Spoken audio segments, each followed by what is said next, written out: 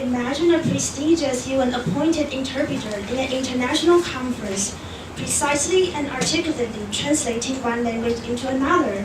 Participants lean forward, afraid of missing any word he's going to say. How attention-catching and crucial an interpreter is. I've long been dreaming of being an interpreter, driven by its challenging and valuable quality. I got an opportunity camp this summer, and I successfully seized it. I volunteered to be a spoken language interpreter, SL, in Taipei Deaflympics, which was a fantastic experience for me.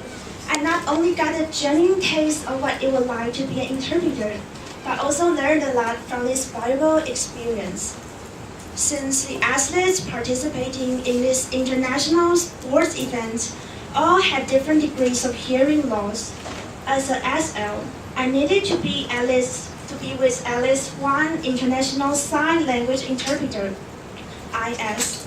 As long as there were problems dealing with English, Chinese, or international sign language Chinese interpretations, it's time for me to work. My shift covered 2 games: wrestling, including the technical meeting and referee meeting, and athletics. Truly, I was a bit nervous before my first work day. I have been doing intensive research and reading on wrestling terminologies and regulations. Still, my first day didn't run smoothly. As long as I stepped into the meeting room, lots of foreign referees already been sitting there. And seeing them wearing formal black suits with firm looks was enough to make me hold my breath and check my clothes. I was asked to stand next to the 5 VIPs sitting at a table on the stage, announcing the beginning of the technical meeting. Then a sturdy Taiwanese chief referee stood up and gestured me to translate what he was going to say into English. Then he started introducing himself and the other 4. I was stricken dumb while hearing those long and unfamiliar titles. What? 国际青奥体育委员代表. Panic! I quickly froze my mind, trying to figure out some proper words that I could use to introduce them. After the horrible introduction, they took turns introducing, and they took turns presenting some ordered rules. After the horrible introduction, they took turns introducing some ordered rules, and the technical director, TD, spoke first. I thought I was supposed to make consecutive interpretation. However, with his strong Turkish accent and non-stop speech, I couldn't catch him. Then suddenly, the Taiwanese representative from FILA, International Federation of Associated Wrestling Styles, stood up and simply translated the TD's words into Chinese himself. I soon found myself that embarrassed on the stage without saying a word during the rest of the technical meeting. Compared to the miserable technical meeting, I was more helpful in the following referee meeting. Conflicts arose due to some disagreements on the weighing procedures, and I helped with the English-Chinese translation. Since the authorities concerned were not there, the dispute came to a deadlock. Though the tension made me feel uneasy, I still did my best to assist the communication in progress. Different from the 2 formal meetings, the wrestling games and athletics were my time to shine. My existence was finally noticed.